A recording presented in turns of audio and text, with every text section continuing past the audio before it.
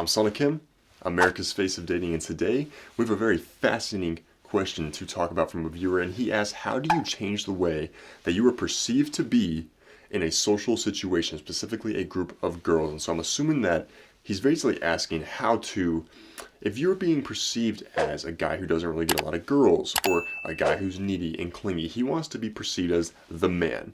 And so what I'm about to tell you is something that I wish that I knew in high school in the first part of college. And it is that people, they have a hardwired setting in their head to stay consistent with the roles that others expect us to play. Basically, if somebody perceives you as the funny person in a group, or they call you funny, like, oh, you're like that funny guy, like you were super funny, then we are naturally inclined to act more funny to please them because we want to make the people around us happier, right? It's just human nature. We want to make others around us happy. And so this is where it gets very, very interesting, though, is that this is known as the identity frame, the role in our head that we believe others are expecting us to play. For example, if you, let's say work, for example, you have usually in that work setting, you have the person that's more of the leader type. You have the person that's more of the funny person, the outgoing person, the not really, doesn't really give a fuck kind of guy. Then you have the person that's kind of shy or quiet, and then you have the weird guy that kind of gets made fun of, right? So you have all these different roles in a group. Let's say that since the shy girl, she knows that everyone is perceiving her to play this quiet kind of role, this shy person kind of role. When she comes into this group, then literally her brain is telling her, oh, they're perceiving me to be shy, so I will be shy and I will act more in this manner.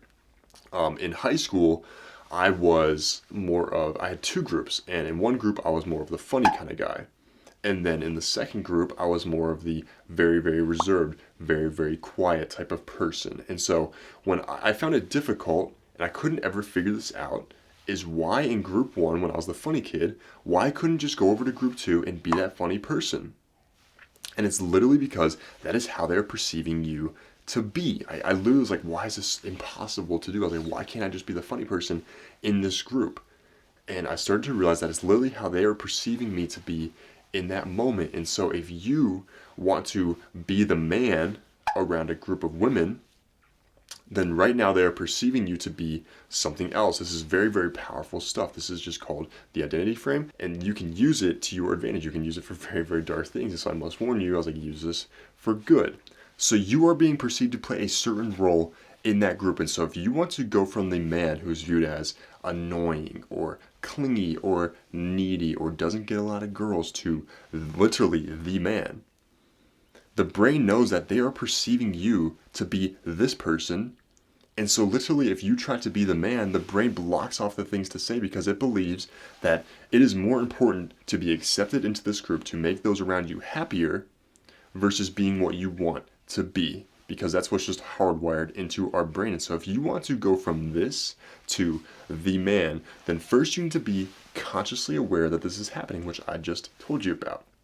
Okay, and it's fucking crazy that this is going on. This is literally a frame battle. And so if you want to go from this to the man, first, be consciously aware, like I just said, and then you need to realize that this is going to be a battle. This is going to be a battle of frames, because they perceive you to be this guy, and you want to be this guy.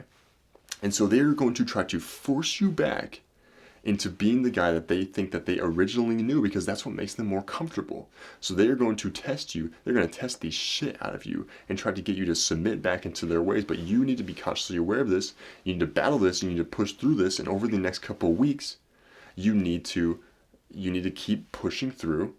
And over the next couple of weeks, they are going to eventually accept this and just treat you as the man. But realize that they are going to try to push you back into this. And so you need to be strategically aware in advance, have the responses in advance to know what they are going to say to you and how to respond. For example, if they were going to test you, then they say something, then you need to be saying in your head, okay, how would a high value person who perceives himself as to be the man, how would he respond to this statement? Okay, so that's what you need to be communicating to yourself in each and every moment. It will be challenging. It will be very uncomfortable. But I promise you that the rewards that will come in the next couple of weeks will be so worth it. And so come back to me in the next couple of weeks and let me know how it's going. I'm Sana Kim. America's Face of Dating, and I'll see you next time.